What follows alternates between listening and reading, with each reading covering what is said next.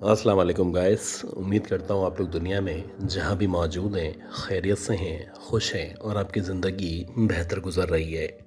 आज शब कदर है और मैं आप लोगों से गुजारिश करता हूँ कि आप मुझे यानी सैयद उमैर अली को, मेरी फ़ैमिली को और मेरे तमाम सब्सक्राइबर्स को दुआओं में याद रखें कि अल्लाह ताला हम सबको सेहत दे, ज़िंदगी दे और हमारे तमाम हर काम में आसानी फरमाए। अगर आप में से किसी ने भी अब तक मेरे चैनल को सब्सक्राइब नहीं किया तो मुझे सपोर्ट करने के लिए इस चैनल को सब्सक्राइब कर लें और अगर हो सके तो इसको लाइक करके अपने किसी एक जानने वाले में शेयर कर दें। अच्छा कहत आज की ये जो पहली कहानी है, ये कहानी ताबिश नकवी साहब की कहानी है और ये बताती है कहानी अब से तकरीबन 18 या 19 साल उस वक्त की कहानी है जब ये महज 17 या 18 साल के थे। और जाहिर सी बात है ये बड़े हो रहे थे तो इनका एतकाफ़ में बैठने का बेहद शौक़ था। ये चाहते थे कि जो घर के करीब मस्जिद मौजूद है वहाँ पे जाएं और वहाँ पे जाके एतकाफ़ करें। जबकि अगर आप इनके घर वालों यानी ख़ास तौर पे इनके वालिद की बात करें तो इनके वालिद नहीं चाहते थे कि ये 18 साल से पहले किसी भी तौर एतकाफ़ में मस्जिद में जाएं। खैर किस्सा मुख्तसर ये बताते हैं कि मैंने अपनी अम्मी से ज़िद की। ज़ाहिर सी बात है जब मैंने अपनी अम्मी से ज़िद की तो उन्होंने मेरे अब्बू से बातचीत की और मामला ये तय पाया कि इस रमज़ान मैं एतकाफ़ में बैठ जाऊंगा। ये जो मस्जिद थी ये एक बहुत बड़ी मस्जिद नहीं थी, लेकिन हाँ यहाँ पे एतकाफ़ के लिए जो शुरू का हिस्सा था वो मुख्तस किया गया था। इसके अलावा जो फर्स्ट फ्लोर मौजूद था वहाँ पे मोतक़िफ़ीन के लिए रुकने का इंतज़ाम किया गया था। ये बताते हैं कि मुझे इत्तफ़ाक से एतकाफ़ में बैठने पे जो जगह मिली वो सीढ़ियों के साथ सबसे पहला हुजरा था जहाँ पे मुझे रहने के लिए या रुकने के लिए जगह फराहम की गई। खैर मेरे जो मस्जिद के इमाम साहब थे, जब शुरू में हमारा उनका तारुफ हुआ या ज़्यादा बातचीत हुई तो उन्होंने कहा कि बेटा कोशिश करना कि जब इशा की नमाज़ पढ़ लो तो कुछ देर बाद आराम के लिए लेट जाओ ताकि तुम सहरी में उठ के दोबारा से इबादत का जो सिलसिला है इसको जारी रख सको। यानी बॉटम लाइन ये थी कि इशा के बाद बातें करने से, हाँ हाँ हू करने से परहेज़ करना और कोशिश करना कि जिस काम से, जिस मकसद के लिए तुम यहाँ पे आए हो वो मुकम्मल हो जाए। बात ये भी थी कि मैं बहुत ज़्यादा बातूनी था और मेरी शुरू से ही आदत थी कि मैं जिससे भी मिलता उससे बेतहाशा बातें किया करता। ये बातें करना, ताल्लुकात बहाल करना मेरे मिजाज के अंदर शामिल था और शायद यही बात थी जिसका मौलवी साहब को मुझसे पहली मुलाकात में ही इल्म हो चुका था। खैर शुरू के जो 2-3 दिन थे ये तो बड़े नॉर्मल गुजरे, लेकिन आहिस्ता आहिस्ता मैं इबादत के बजाय दोबारा से बातों में मसरूफ़ हो गया। और बात ये थी कि मेरे हम उम्र एतकाफ़ में 2 लड़के मौजूद थे। तो जैसे ही हम लोग इशा की नमाज से फारिग होते तो मेरे हुजरे के बाहर हम लोग बैठ जाते और एक एक डेढ़ डेढ़ घंटे तक हम लोग बातें किया करते। हालांकि एतकाफ़ में जब आप बैठते हैं तो आपका असल मकसद इबादत करना होता है, लेकिन मैं क्योंकि बाज नहीं आ रहा था तो एक दफ़ा ऐसा हुआ कि जुम्मे की रात थी। रात के तकरीबन 11 साढ़े 11 बजे का टाइम था। मैं अपने हुजरे के बाहर बैठा हुआ था और मैं अपने उन दोस्तों का या मोतक़िफ़ीन का इंतज़ार कर रहा था जो मेरे हम उम्र थे और जिनसे मैं रोज़ाना यहाँ पे बैठ के बातें किया करता था। अच्छा जहाँ पे मैं मौजूद था ये तो फर्स्ट फ्लोर था, यानी सीढ़ियों से एंटर होने के बाद मेरा हुजरा मौजूद था। लेकिन इस फर्स्ट फ्लोर के बाद जो सीढ़ियाँ थी मज़ीद ऊपर सेकंड फ्लोर की तरफ जाया करती थीं। ये सिर्फ सीढ़ियाँ थी जो सेकंड फ्लोर की तरफ जाया करती थीं, लेकिन सेकंड फ्लोर मौजूद नहीं था। हाँ सिर्फ छत थी, मतलब वहाँ पे मस्जिद की तामीर होना थी लेकिन हुई नहीं थी।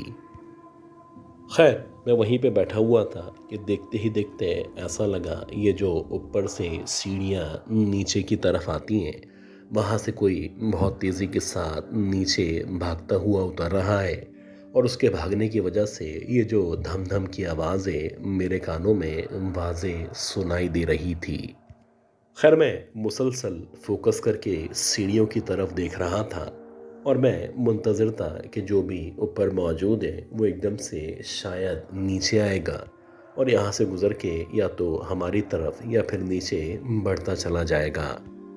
अब तक यही ख्याल था कि हो सकता है मस्जिद का खादिम हो या कोई इस तरह का बंदा हो जिसके पास ऊपर की चाबी मौजूद हो। खैर आप यकीन करें कि देखते ही देखते एक आदमी जो कि तकरीबन 6 साढ़े 6 फीट के दरमियान था, बहुत ही लईम शईम था, यानी ऐसा लग रहा था बहुत ही मोटा बहुत ही लंबा कोई आदमी है जो कि बेइंतहा काला या स्याह था। लेकिन अजीब बात यह थी कि उसकी आंखें लाल शोलों या अंगारों की तरह चमकती हुई महसूस हो रही थी। खैर वो देखते ही देखते सीढ़ियों से नीचे उतरा और ऐसा आनन फानन मेरे पास आया कि ऐसा लगा कि 1-2 सेकंड में वो इन सीढ़ियों को अबूर करके मेरे सामने आ खड़ा हुआ हो। अब इससे पहले मैं उसको जानता या उससे डरने के बाद पीछे हटता,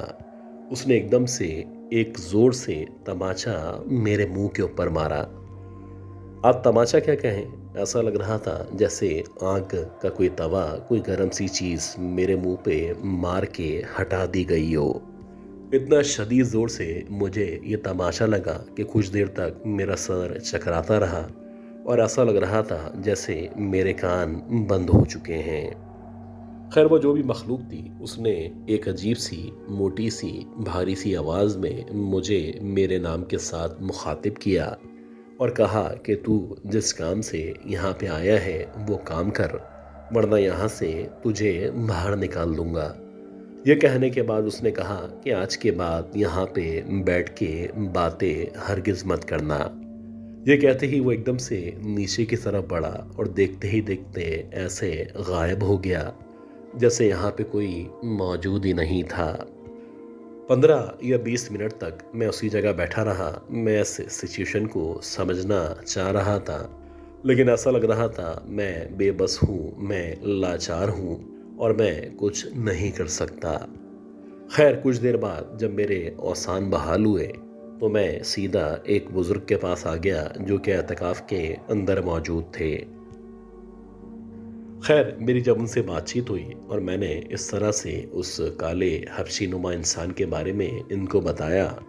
तो वो कहने लगे कि बेटा तुम जहाँ पे मौजूद हो यहाँ पे अक्सर जन्नात का गुज़र हुआ करता है और वो तुम्हें यही बताना चाहता था कि यहाँ पे बैठ के बातें ना करो। आप यकीन करें वो जो दिन था मेरी ज़िंदगी का मस्जिद में बातें करने का आखिरी दिन था। इसके बाद मैंने मुकम्मल तौर पे तौबा कर ली थी कि मैं जब तक मस्जिद में रहूँगा या जाऊँगा वहाँ पे किसी से भी बातें हरगिज़ नहीं करूँगा।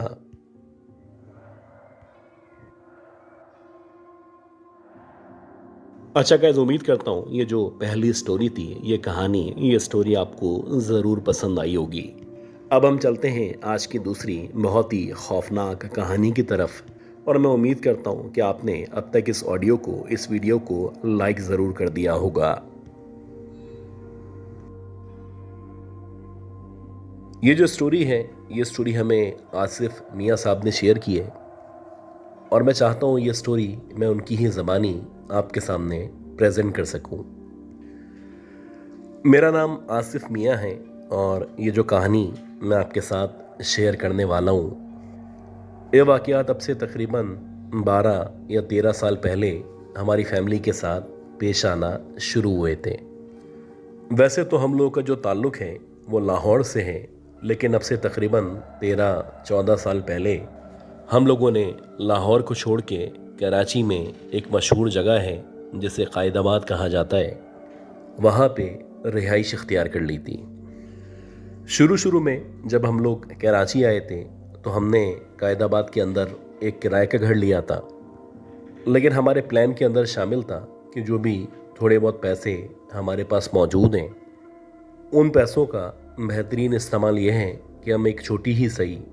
कोई छोटी सी झोंपड़ी या कम से कम 2 कमरों का घर हासिल कर सकें। खैर क्योंकि लो बजट था, पैसे इतने ज़्यादा थे नहीं, हमारी जो फाइनेंशियल पोजीशन थी वो बहुत ज़्यादा कमज़ोर थी और मुश्किल हालात में तो आपका जो साया है वो भी आपका साथ छोड़ जाता है। तो हमें यकीन था कि हमारे जितने भी अजीज़ व अकारीब हैं, जो भी जानने वाले हैं, वो हमारे काम नहीं आने वाले। बहरहाल हम लोगों ने घर की तलाश शुरू की और कायदाबाद के अंदर ही दूर कहीं एक 2 कमरों का घर हमें बिला आखिर मिल गया। और ये जो घर था, जिसे आप छोटी सी झोपड़ी भी कह सकते हैं, ये एक वीरान सी जगह पे मौजूद था। और ये जो जगह थी, यहाँ पे इक्का दुक्का घर बने हुए थे। आम तौर पे ये जो जगह है, वहाँ पे यानी उससे कुछ फासले पे कुछ खेत वगैरह मौजूद थे। खैर, जब हमें ये 2 कमरों का छोटा सा घर मिला तो हमने उस पे भी अल्लाह का बहुत ज़्यादा शुक्र अदा किया। जो भी हमारे पास छोटा मोटा सामान था, वो सारा का सारा सामान इन 2 कमरों के अंदर हमने सजाने की या रखने की पूरी कोशिश की। क्योंकि ये जो घर था, ये एक कच्चा पक्का सा घर था और उस वक्त हमें पता नहीं था कि जिस जगह या जिस एरिया में हमने घर लिया है, ये कोई ऑथोराइज जगह नहीं है। खैर, किस्सा मुख्तसर, जब हम इस घर के अंदर शिफ्ट हुए तो एक तो इस घर के बाहर, क्योंकि मकानात ना होने के बराबर थे, इक्का दुक्का घर मौजूद थे। और उन घरों में भी हर घर के अंदर कोई ना कोई फैमिली मौजूद नहीं हुआ करती थी। कुछ घर ऐसे थे जहाँ पे लोग रहा करते थे,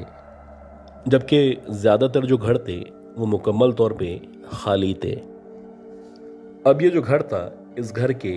एतराफ़ में, या आप कह सकते हैं कि इस घर के साथ बहुत सारे पेड़ लगे हुए थे, जिनमें नारियल का दरख्त था, बरगद का दरख्त था और कुछ फासले पे एक पीपल का बहुत पुराना दरख्त मौजूद था। इस घर के अंदर जब से हम लोग शिफ्ट हुए थे, या जब से हमने इस घर में रिहाइश इख्तियार की थी,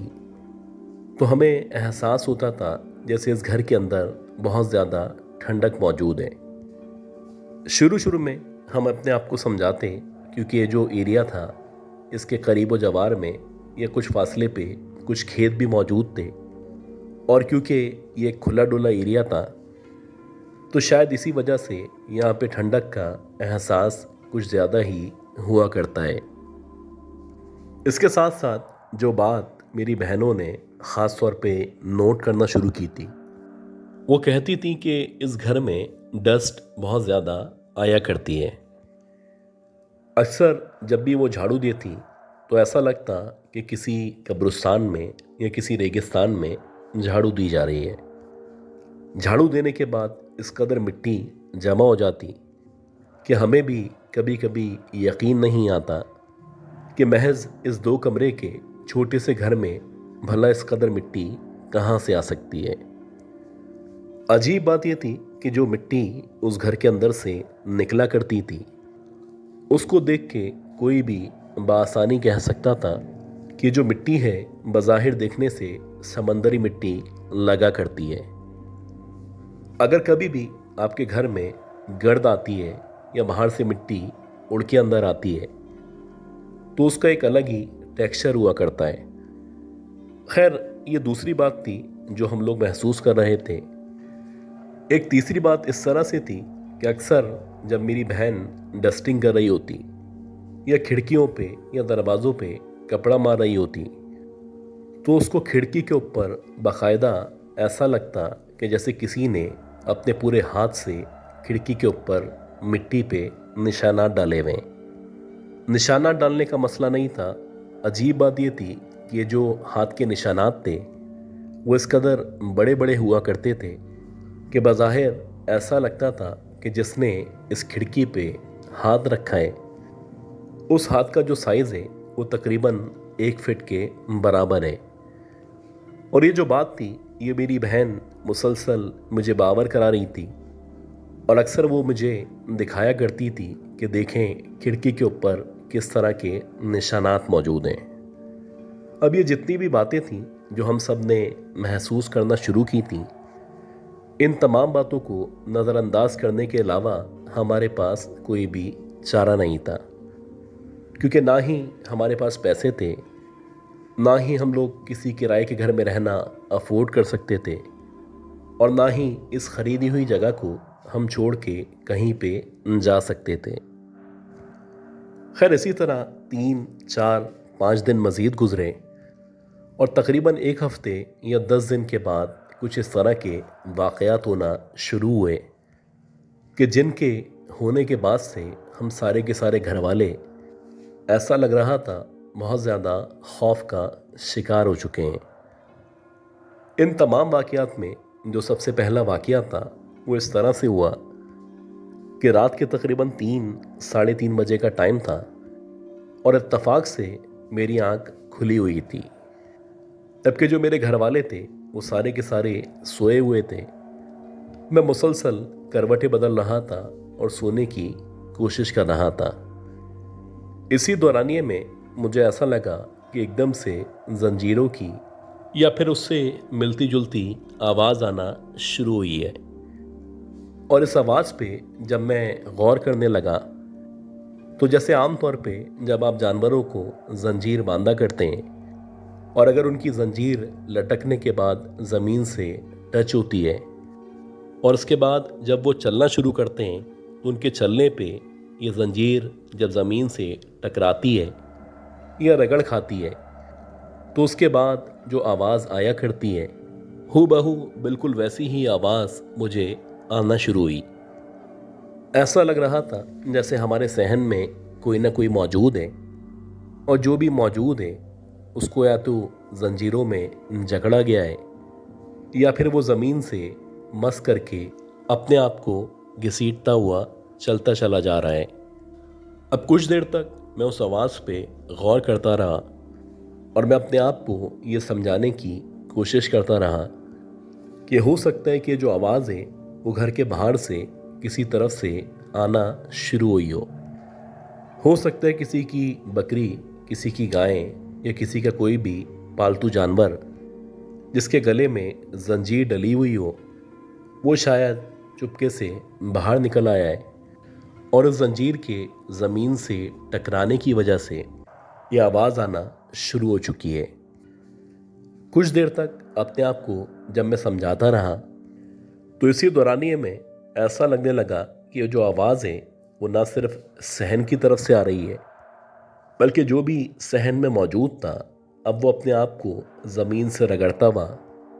उसी आवाज़ के साथ साथ मेरे कमरे की तरफ बढ़ता चला जा रहा है। अब जैसे जैसे वो वजूद मेरी तरफ बढ़ता चला जा रहा था वैसे वैसे मेरी ऊपर की सांसें ऊपर और नीचे की नीचे होती चली जा रही थी। अब लगने लगा था किसी भी लम्हे एकदम से कोई दरवाज़ा खुलेगा और जो भी सहन में काफ़ी देर से भटक रहा है वो एकदम से मेरे सामने आ जाएगा। लेकिन अल्लाह का शुक्र है कि उसके कुछ देर के बाद ही जब मैंने कुछ आयतें पढ़ना शुरू की तो वो जो आवाज़ थी आहिस्ता आहिस्ता करके न सिर्फ ख़त्म हो गई बल्कि अब लगने लगा कि जो भी हमारे कमरे के बाहर आके खड़ा हुआ था शायद वो अब यहाँ से वापस चला गया है। अब अल्लाह अल्लाह करके जैसे तैसे ये रात गुजरी। अब ये जो वाक़या था मैं नहीं चाहता था कि अपनी बहनों को या अपने घर वालों को शेयर करूं क्योंकि मुझे यकीन था कि अगर ये बात मैं घर वालों को बताता हूँ तो वो एकदम से ना सिर्फ परेशान हो जाएंगे बल्कि जो कुछ मेरी बहनें काफ़ी दिनों से फील कर रही हैं उनको यकीन हो जाएगा कि इस घर में कोई ना कोई ऐसी चीज़ ज़रूर मौजूद है। इसी तरह से 3 या 4 दिन मज़ीद गुजरे और रात के तकरीबन 12:30-1 बजे का टाइम था। हमारे जो 2 कमरे थे इन दोनों कमरों में न सिर्फ खिड़कियां मौजूद थीं बल्कि अक्सर रात के औकात में हम इन खिड़कियों को हवा की वजह से खोल के रखा करते थे। अब ये जो खिड़कियां थीं इन खिड़कियों में जालियां मौजूद थीं और जब हम इन खिड़कियों को खोला करते थे तो बारीक बारीक से पर्दे थे जो इन खिड़कियों के सामने पड़े होते थे। अब जैसे जैसे हवा चला करती थी तो वैसे वैसे ये जो पर्दे थे हवा के साथ साथ उड़ा करते थे। बहरहाल मेरी जो वालदा हैं वो कमरे में बैठी हुई थी, शायद वो तस्बीह पढ़ रही थी। इसी दौरानिए में एकदम से ऐसा लगा कि हवा चलना शुरू हुई है। और जैसे ही हवा चलने का एहसास हुआ तो जो मेरी मदर थी उन्होंने एकदम से खिड़की की तरफ देखा। अब जैसे ही मेरी मदर ने खिड़की की तरफ देखा तो उनको ऐसा लगा कि जैसे ही ये पर्दा उड़ा है तो पर्दा उड़ने से जो बाहर की तरफ का नज़ारा था उस नज़ारे के मुताबिक बाहर की तरफ शायद कोई खड़ा हुआ है। अब पहली दफ़ा देखने पे ऐसा लगा कि शायद कोई खड़ा हुआ है, लेकिन उसके कुछ सेकंड्स के बाद जब दोबारा से हवा चली और एकदम से पर्दा हवा में उड़ा तो मेरी मदर ने देखा कि उस पर्दे के बाहर यानी खिड़की की दूसरी तरफ एक औरत सफ़ेद कलर के लिबास में बाहर खड़ी हुई है और वो मुसलसल कमरे की तरफ या खिड़की से अंदर की तरफ देखने की कोशिश कर रही है। अब जैसे ही मेरी मदर को ये कंफर्मेशन हुई तो एकदम से वो शॉक हो गई। वो सोचने लगी कि हमारी जितनी भी बेटियां हैं या जो भी फैमिली है वो सारे के सारे अंदर मौजूद हैं, तो ये जो बाहर की तरफ लड़की खड़ी हुई है बिला आखिर ये कौन है। अब ये सोचते ही मेरी मदर तस्बीह पढ़ते पढ़ते जैसे ही वहाँ से बाहर निकली और उन्होंने रूम से बाहर की तरफ आके जब खिड़की का जो बाहर वाला हिस्सा था यानी जो गैलरी नुमा जगह मौजूद थी वहाँ की तरफ झांकना शुरू किया तो मेरी मदर ने देखा कि स्टिल वहाँ पे खिड़की के बिल्कुल बाहर एक औरत या लड़की जिसने वाकई में सफ़ेद कलर का दुपट्टा और कपड़े पहन रखे थे वो अब खिड़की से अंदर देखने के बजाय मेरी मदर की तरफ देखना शुरू हो चुकी है। इसी दौरानिए में जब मेरी मदर ने उस लड़की के चेहरे पे गौर करना शुरू किया तो ऐसा लग रहा था कि उसका जो चेहरा है न सिर्फ सांवला कलर है बल्कि उसकी आंखों के गिर्द बहुत बड़े बड़े हल्के मौजूद हैं। एक अजीब बात यह थी कि ये जो औरत थी इस औरत का जो कद था वो कुछ ज़्यादा ही लंबा कद था और इसी दौरानिए में इनको ऐसा भी महसूस हुआ कि जैसे जो औरत वहाँ पे खड़ी हुई है वो ज़मीन पे कदम रखने के बजाय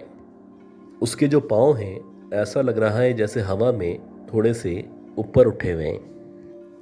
यानी कि उसके जो पाँव हैं वो ज़मीन पे टिके हुए नहीं हैं। अब जैसे ही मेरी मदर ने उसके पाँव पे या सुलिए पे गौर किया तो एकदम से इनके पसीने छूटना शुरू हो गए। खैर मेरी मदर ने अगले ही लम्हे जैसे ही आयतल कुर्सी की तिलावत शुरू की तो वो बताती हैं कि मेरे सामने देखते ही देखते ये जो लड़की थी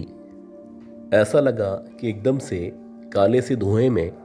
और वह धुआं भी इस कदर काला था कि अंधेरा होने के बावजूद भी बिल्कुल वाज़े नज़र आ रहा था। खैर वो इस काले से धुएं में तब्दील होके देखते ही देखते गायब हो गई है। अब ये जो कुछ मेरी मदर ने अपनी आंखों से देखा था इसको देखने के बाद इन बातों को छुपाना या घर वालों को इन बातों से दूर रखना मुमकिन नहीं था, क्योंकि एक के बाद एक हम जितने भी घर वाले थे, जितने भी बहन भाई थे और जो भी हमारे पेरेंट्स थे, इस छोटे से घर में इन तमाम बातों को एक्सपीरियंस कर चुके थे। अब हमारे पास एक ही ऑप्शन था कि या तो हम इन तमाम मखलूक़ात को बर्दाश्त करते रहें या फिर हमारे पास जो भी जानने वाले हैं, ख़ास तौर पे जो लोग झाड़ फूक किया करते हैं, उनसे मुलाकात करें और उनको इन तमाम वाक़यात के बारे में ज़रूर आगाह करें। और ऐसे ही हुआ कि मेरे फादर के एक जानने वाले थे, जब उनको अप्रोच किया गया और उनको ये सारे वाक़यात बताए गए तो उन्होंने अपने पास से ही हिसाब लगाया और हिसाब लगाने के बाद वो कहने लगे कि बेटा जिस जगह तुम लोगों ने घर लिया है या जिस जगह तुम लोग रहा करते हो, इस पूरे एरिए में गए वक्तों में यानी अब से तकरीबन 50, 60 या 100 साल पहले कब्रिस्तान मौजूद था। अब तुम लोग अगर यहाँ पे रहना चाहते हो या किसी भी तरह अपने वक्त को धक्का दे के टाइम गुजारना चाहते हो तो मैं कुछ पढ़ाई करके कुछ कीले हैं जो तुम्हें दे रहा हूँ। ये जो स्टील की कीले हैं ये तुम्हें अपने घर के चारों तरफ में न सिर्फ लगानी है बल्कि अंदर लगाने के बाद इन कीलों को बाहर का जो हिस्सा है यानी कि घर के चारों तरफ 3-3 फीट का फासला छोड़ के इन तमाम कीलों को दफन करना है। जब तक ये कीलें तुम्हारे घर में या उन जगहों पे लगी रहेंगी तो ये जो भी मखलूक़ात तुम लोगों को नज़र आना शुरू हो चुकी हैं ये नज़र आना बंद हो जाएंगी। और ऐसे हुआ कि जैसे जैसे उन्होंने कहा था वैसे वैसे हमने कीलें लगाईं और उसके बाद से जो भी मखलूक़ात थीं वो हमें नज़र आना बंद हो चुकी थीं। लेकिन अक्सर मेरे जो घर वाले थे जब वो घर से बाहर निकलते, ख़ास तौर पे रात के औक़ात में जब घर से बाहर निकलने का इत्तफ़ाक होता तो जहाँ तक वो कीलें मौजूद थीं या दफन थीं उस एरिया तक कोई भी ना नज़र आता ना ही कुछ महसूस होता। लेकिन उस एरिया के बाद जो भी दरख्त मौजूद थे या जितना भी एरिया था उस तमाम एरिया में वो तमाम मखलूक़ात खुल्लम खुल्ला घूमती फिरती नज़र आया करती थीं। ये जो टाइम था, जो टाइम हमने इस इलाके में इस घर में गुजारा था, ये हमारी ज़िंदगी का मुश्किल तरीन वक्त था। जबकि आपको पता हो कि आपके अतराफ़ में इस तरह की मखलूक़ात मौजूद हैं तो आप चाहने के बावजूद भी ऐसी जगह पे रहना पसंद नहीं किया करते। आज भी क़ायदाबाद के अंदर वो एरिया मौजूद है लेकिन अब वहाँ पे मुख्तलिफ़ घर मकानात तामीर कर दिए गए हैं और अब अल्लाह ही जाने वहाँ पे जो लोग रहा करते हैं उनको मखलूक़ात नज़र आया करती हैं या नहीं।